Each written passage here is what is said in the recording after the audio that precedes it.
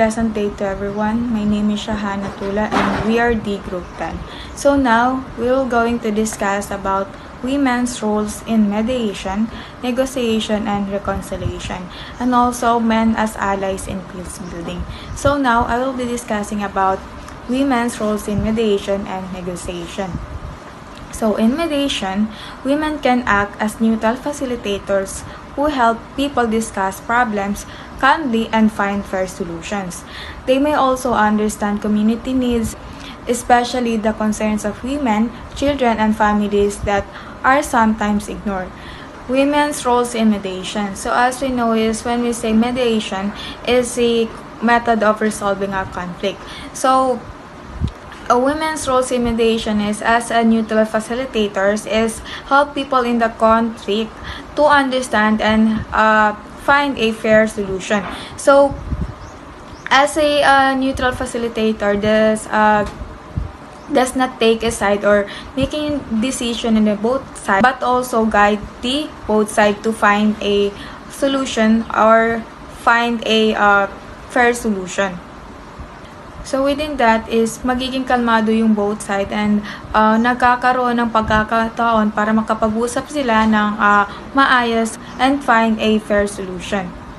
So aside from that is kadalasan mas sensitive at mas aware ang mga kababahihan sa needs ng community. So lalo na sa concerns ng kababahihan, mga bata at pamilya. So may mga issues kasi na minsan is hindi nabibigyan ng pansin tulad ng emotional impact, family situation o kapanganakan ng mga bata. So dito pumapasok yung strength ng mga kababahihan. Kasi nakikita nila yung bigger picture na hindi lang yung problema kundi pati epekto nito sa buhay ng iba.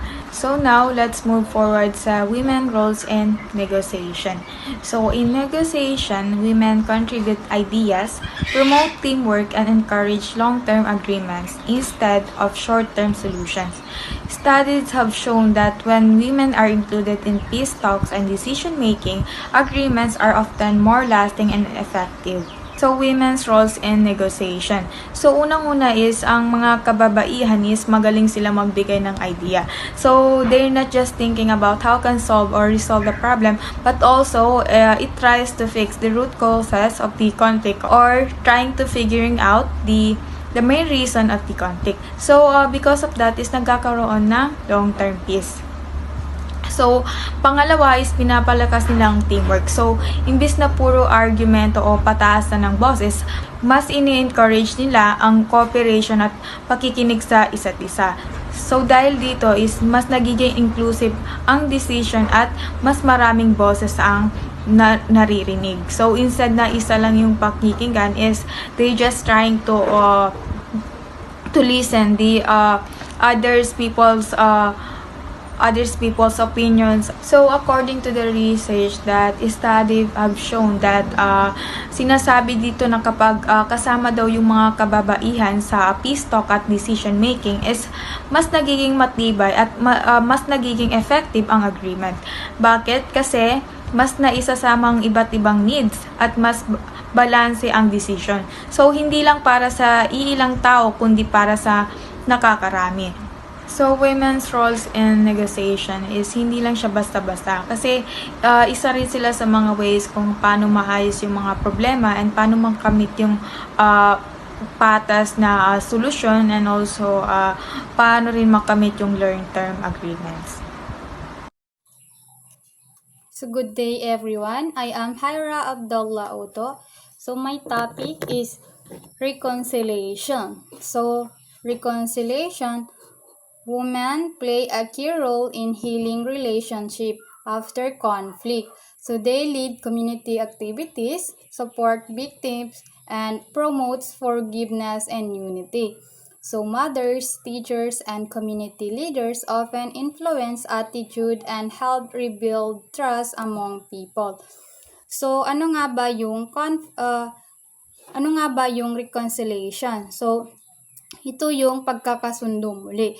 So, isa itong mahalagang proseso pagkatapos ng isang conflict. So, maaaring ito ay away sa family, community, o kahit sa mga malalaking sitwasyon tulad ng social or cultural conflict. So, yung kababaihan is kadalasan sila yung nagiging bridge between people na nagkakaroon ng hindi pagkakaintindihan. So, bakit? Kasi natural sa maraming kababaihan ang pagiging maalaga, maunawain, and empathetic. So, hindi ibig sabihin na ganito lahat. So, pero actually, sa socially, sila yung mas nagiging open sa pakikinig at pag-iintindi ng damdamin ng ibang tao. So, dahil dito, naging effective sila sa pag-promote ng forgiveness and unity. So, gayon din sa mga teachers. So, hindi lang sila nagtuturo ng academics, kundi pati sa values. So, kapag may conflict sa isang classroom, is tinuturoan nila ang mga student kung paano mag-sorry at umunawa sa perspective ng iba. So, this helps shape the mindset of young people na mas pipiliin ang kapayapaan kaysa gulo. So, sa level naman ng community leader, so maraming kababaihan ang nangunguna sa mga activities tulad ng counseling session, outreach program, at peace building workshop. So, sila yung nag-o-organize ng mga gathering kung saan pwedeng mag-usap ang mga magkaibang panig. So, through these activities, nabibigyan ng chance ang mga tao na ilabas ang kanilang saloobin at unti-unting maghilom ang kanilang relasyon. And also, importante rin ang role nila sa pagsuporta sa mga victim. So, kapag may mga taong nasaktan emotionally or physically, ang mga kababaihan ay kadalasan nandyan para sa kanila at para makinig, magbigay ng comfort at tumulong sa recovery process. So, dahil dito, mas nagiging madali para sa mga biktima na mag-move forward at hindi manatili sa galit o trauma. So, that's all. Assalamualaikum warahmatullahi ta'ala wabarakatuhu, and good afternoon everyone, especially to you, ma'am.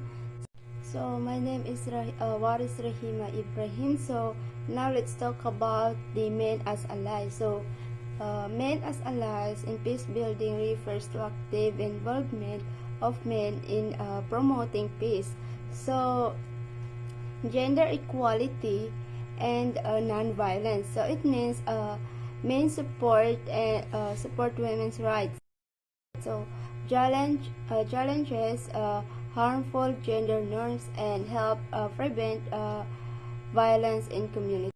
So, ang men as allies is ito ay tumutukoy sa mga lalaki na aktibong tumutulong sa pag-unlad ng kapayapaan in gender equality at pag-iwas sa karahasan. Ibig sabihin is sinusuporta nila ang karapatan ng kababaihan.